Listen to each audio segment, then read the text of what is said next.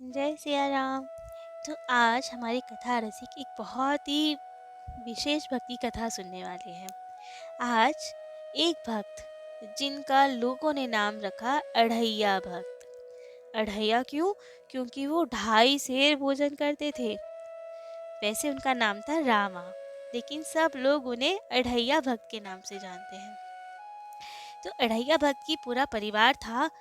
वे काम धाम कुछ नहीं करते थे, लेकिन उनकी खुराक बहुत बढ़िया थी। 2.5 सेर भोजन करते थे, जिससे दुखी होकर उनके घर वालों ने उनका त्याग कर दिया और बोला, हम नहीं इतना आपको भोजन करा सकते, कृपया आप प्रस्थान करें, जहाँ आपका पेट भर सके वहाँ जाइए। संसार के लोग तो ऐसे ही होते हैं, अब क्या कर सकते हैं। अब वे भी बड़े दुखी है और चल दिए। चलते चलते उन्हें संत आश्रम दिखा। वहाँ खूब भोज भंडारा चल रहा था। इन्होंने भी वहीं भोजन पाया और इन्हें बड़ा अच्छा लगा कि अरे वाह, संत तो बहुत बढ़िया होते हैं, ना कुछ काम ना धाम, माला लेके भजन करो और खूब बढ़िया भोजन पाओ। तो इन्होंने वहाँ बात की, पूछा कि किसका आश्रम है। तो पता लगा वे संत आश्रम था समर्थ स्वामी श्री रामदास जी का।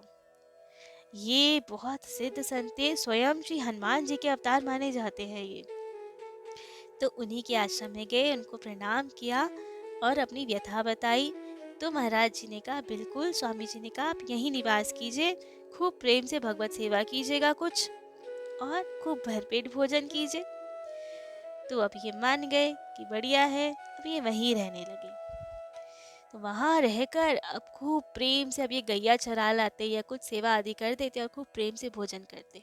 खाने पीने का ही शौक था बस इन्हें कि 2.5 सेर भोजन मिल जाए तो ये खुश।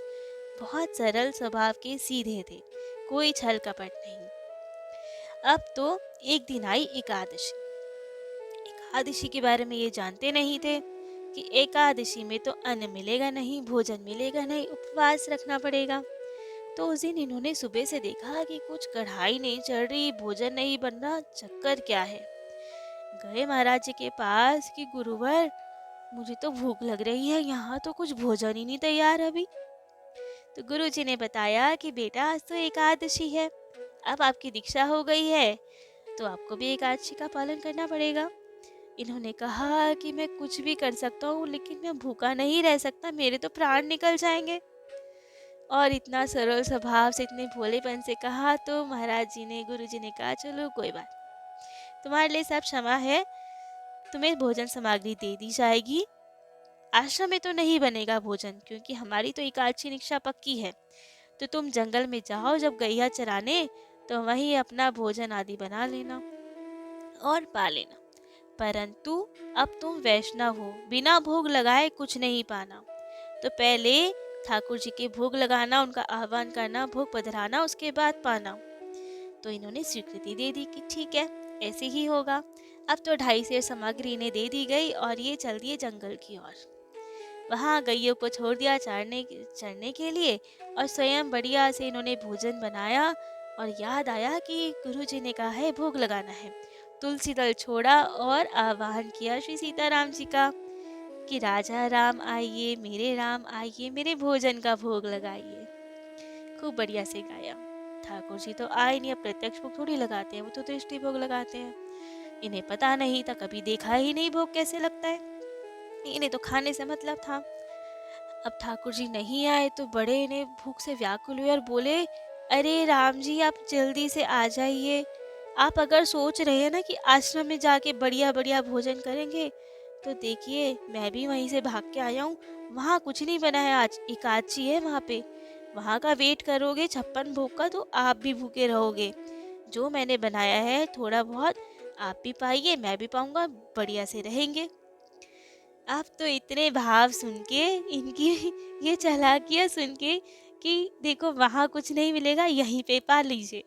ठाकुर जी प्रसन्न हो गए और आ गए। अब तो जो इन्होंने 2.5 सेर बनाया था, उसमें से आधा हमारे राम जी ने पा लिया और बाकी की प्रसादी इनको मिली। अब इन्होंने पा तो लिया, प्रसन्न हुए कि बड़े सुंदर दिखते हैं ठाकुर जी तो, और बढ़िया से पाया। लेकिन इन्हें लगा कि मेरे को थोड़ा कम पड़ गया। अब 2.5 सेर तो ये अकेले पाने वाले हैं ना, और 2.5 सेर सामान लाए थे। अब इतना इन्होंने विचार नहीं किया कि ठाकुर जी कितना पाएंगे। तो अब तो इन्होंने कहा चलो कोई बात नहीं, ठाकुर जी ने पा लिया तो ठीक है, कोई बात नहीं, चलेगा। अब आए और खूब प्रेम से सेवा आदि करने लगे। फिर आई थोड़े दिनों बाद एकादशी। महीने में अब 2 एकादशी तो आती है। 15 दिन बाद फिर एकादशी आई, फिर इन्हें 2.5 से सामान दिया गया। इन्होंने कहा नहीं नहीं, थोड़ा सा ज़्यादा दीजिए, क्योंकि आधा तो ठाकुर जी पा लेते हैं तो मुझे कम पड़ जाता है। तो अब ज़्यादा सामान दिया गया कि शायद भूखे रह गए होंगे ये। तो आए, अब की बार फिर आह्वान किया और कहा ठाकुर जी जल्दी से आ जाइए, आज तो और भी लाया हूँ, बढ़िया से पाएंगे दोनों। अब तो इनकी बात सुन के ठाकुर जी मैया को भी साथ में ले आए, जानकी मैया को। अब तो श्री सीताराम जी युगल सरकार आए और इन्होंने देख के तो और प्रसन्नता हुई कि अरे वाह, साथ में तो और भी सुंदर लगते हैं ये, युगल स्वरूप में तो बहुत ही प्यारे लग रहे हैं। अब तो तीनों ने भोजन पाया, ठाकुर जी ने माने पाया और प्रसादी इनको दी। फिर इन्हें लगा कि अरे आज मैं ज़्यादा लाया तो एक सरकार और आ गए तो कम पड़ गया फिर से। कहा लेकिन कोई बात नहीं, सुंदर तो बहुत लग रहे थे, आनंद तो बहुत आया, तो ठीक है। फिर अब वापिस चले गए और अगली एकादशी में फिर इन्होंने कहा भंडारी से कि मुझे ना थोड़ा और सामान चाहिए, अब वहाँ ज़्यादा लोग आते हैं, 3 हो गए ना हम, तो ज़्यादा सामान दीजिएगा, डबल दीजिएगा। अब तो भंडारी ने गुरुजी से पूछा तो गुरुजी ने इशारे में कहा कोई बात नहीं, भोला भक्त है, जितना मांगे दे दो। तो उन्होंने दे दिया सामान और अब की बार फिर बनाया और कहा आ जाइए ठाकुर जी जल्दी से, अब तो और भी सामान लाया हूँ, मैया को भी लाइएगा साथ में। खूब गा वा के अपने ठाकुर जी का मनोहार करके उन्हें बुलाया कि आप भी आइए, माता भी आए और सब साथ में पाएंगे। अब की बार तो ठाकुर जी भी अब लीलाधारी, अब की बार तो वो लखनलाल जी को भी ले आए। अब तो भैया 4 लोग हो गए पाने वाले। ये कहें कि हर बार एक एक बंदे को बढ़ा देते हैं और मैं तो भूखा ही रह जाता हूँ। उस दिन का दिन तो हुआ, तो अगली बार बहुत सारा सामान लिया है कि पता नहीं अब की बार तो और कितनों को लाएंगे। अब जो बाकी लोग थे आश्रम के, सबको लगता था कि ये स्वांग कर रहे हैं, कि इतना कैसे कोई खाता और इतना सामान ले जाते हैं, तो कुछ ठीक नहीं है, कुछ स्वांग करते हैं ये। परंतु समर्थ स्वामी रामदास जी ने रामा की भक्ति को जानते थे।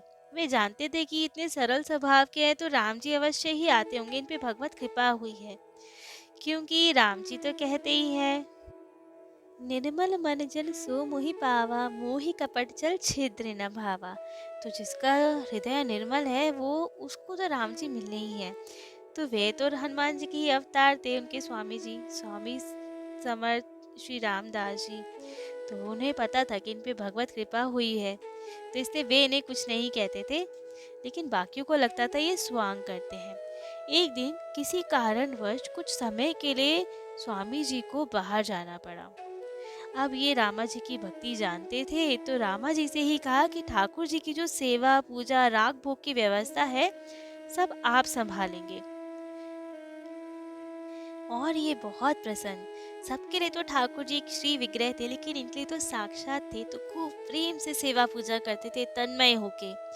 अब समर्थ स्वामी जी को भी पता था कि बहुत भोला भक्त है, तो इन्होंने गांव वालों को भी बोला था कि ज़रा ध्यान रखिएगा उन भक्त का, देखते रहिएगा कि सब ठीक है या नहीं है। अब तो ये इतनी तन में होकर सेवा पूजा करते थे, बिल्कुल खो जाते थे। आरती कर रहे तो आरती ही करते रह गए, बेचारे घंटे बजाने वाले थक जाते थे कि इनकी तो आरती ही नहीं खत्म हो रही, और ये लेकिन अपने भाव में मगन रहते थे। धीरे धीरे सबको लगने लगा कि ये तो पागल हो गए हैं, बिल्कुल पागलपन है कि एक काम में रहते हैं, भाव विभोर रहते हैं, लेकिन इन्हें किसी से कोई अंतर नहीं।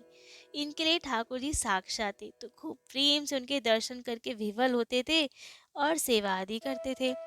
अब तो बाकी लोगों ने मंदिर में आना जाना बंद कर दिया और बाहर से ही सारी व्यवस्था संभालने लगे, और ये अकेले ही सारी भोजन आदि की व्यवस्था करना, आरती सब ये अकेले करते थे। भिक्षा मांग के लाते, सबसे सब पूछते कि क्या हाल चाल है, सब कुशल मंगल, तो कहते हाँ मंदिर में सब बढ़िया है। भिक्षा लाते और लाके आश्रम का गेट बंद कर लेते और खूब प्रेम से पंगत होती। माँ, राम जी, लखनलाल जी, भरतलाल जी, हनुमान जी सब खूब प्रत्यक्ष होके आते, ये रसोई बनाते और सब प्रेम से पाते, खूब आनंद रहता। ये सब के बीच एक दिन इन्हें लगा कि संगत बहुत बढ़ जाती है। अब 4 लाल जी, 4 मैया मतलब जानकी मैया, मांडवी जी, श्रुतकीर्ति जी, उर्मिला जी, सब होते, हनुमान जी होते, पूरे परिकर होते। तो इन्हें लगता कि मैं बहुत थक जाता हूँ, मैं इतना नहीं कर पाता। एक दिन तो रामा जी ने क्या किया, हाथ जोड़कर भिक्षा तो मांग लाए खूब और कहा कि आज तो सब लोग सेवा करेंगे। लखनलाल जी को उन्होंने बोला, दादा आप तो जल भर के लाना, भैया हनुमान जी आप लकड़ियाँ जुटाना, और मेरी माता जानकी कृपा कर आप रसोई बनाना, आपके हाथ का पाएंगे। सबको सेवाएं बांट दी इन्होंने कि सब मिल बांट के सेवा करेंगे। अब तो राम जी ने कहा, अरे भाई मुझे भी तो कुछ सेवा दीजिए। अब तो ये प्रेम विभोर कहा, जय जय। आप तो केवल सिंहासन पे बैठ के मंद मंद मुस्काते रहिए, बाकी सेवा तो हम सब करेंगे। तो यही सब होने लगा और खूब व्यवस्था बढ़िया प्रेम से चलने लगी और खूब आनंद रहा। इसी समय कुछ समय बाद समर्थ स्वामी श्री रामदास जी वापिस आए।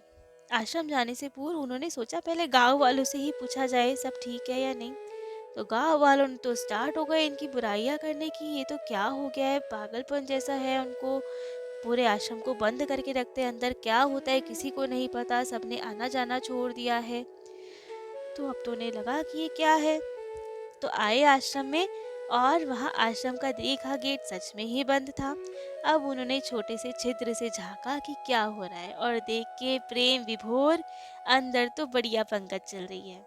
पूरा राम दरबार, मैया राम जी, हनुमान जी, सबकी पत्रे लगी और सब भोजन बड़े प्रेम से पा रहे।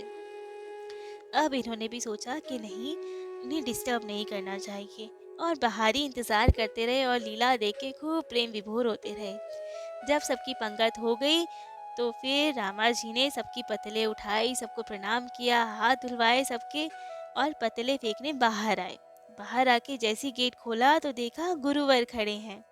तो अब हाथ धोकर उनको प्रणाम किया, और तो बस गुरु जी ने इतना प्रेम आया रामा जी की भक्ति पर, उनको अपने हृदय से लगाया और परम धन्य माना कि क्या इतना सुंदर भक्त है जिसके वश में ठाकुर जी हैं, जिनकी कहने पे अब ठाकुर जी स्वयं प्रत्यक्ष होते हैं, पंगत पाते हैं। तो ये थी आज की अढ़ैया भक्त की कथा, जिसके लिए ठाकुर जी मैया खुद सेवा करने आए और खूब आनंद मनाया।